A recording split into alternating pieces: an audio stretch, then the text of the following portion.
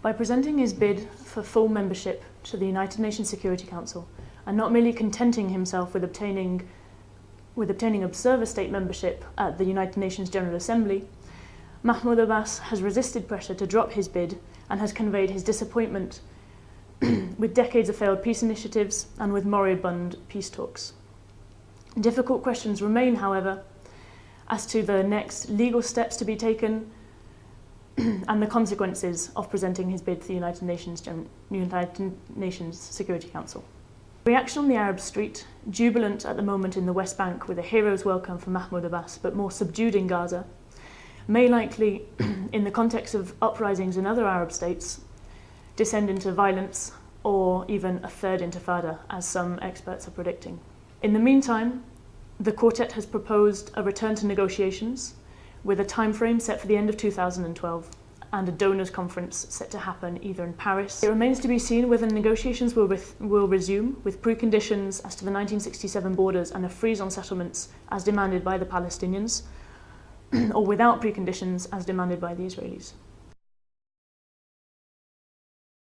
Israel is already considerably isolated in the region, the United States less so, as its political and economic dealings with other states testify.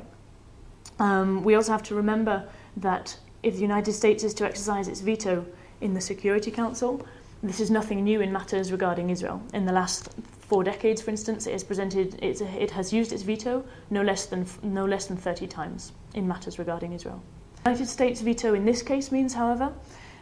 is the risk of incurring the disapproval of incoming or indeed incumbent regimes in the region. For example, Egypt's peace treaty with Israel, which it has said it will not repudiate, but may well be seen in less favourable circumstances.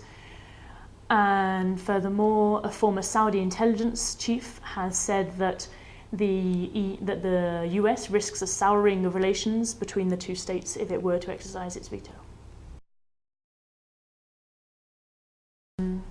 Insofar as certain states have shown reticence to formally recognise Palestine, yes, the EU is displaying an attitude similar to that of the United States, but in that it has not threatened to withhold aid or stop commercial accords with the occupied Palestinian territories, it also differs from the attitude of the United States. The European Union, currently in crisis not just over the state of its economy, but also over its role at an international level, has the opportunity to act decisively in this case. Presenting a united front is essential to its legitimacy as an actor which wants to accompany processes of democratic transitions in countries in its southern neighbourhood. But just as the EU, through its External Action Service, must present a united front in these matters, so it can encourage Palestinians to present a united front, between Hamas and Fatah, in terms of the reconciliatory pact which they achieved in May of this year, but of which we have seen little of substance.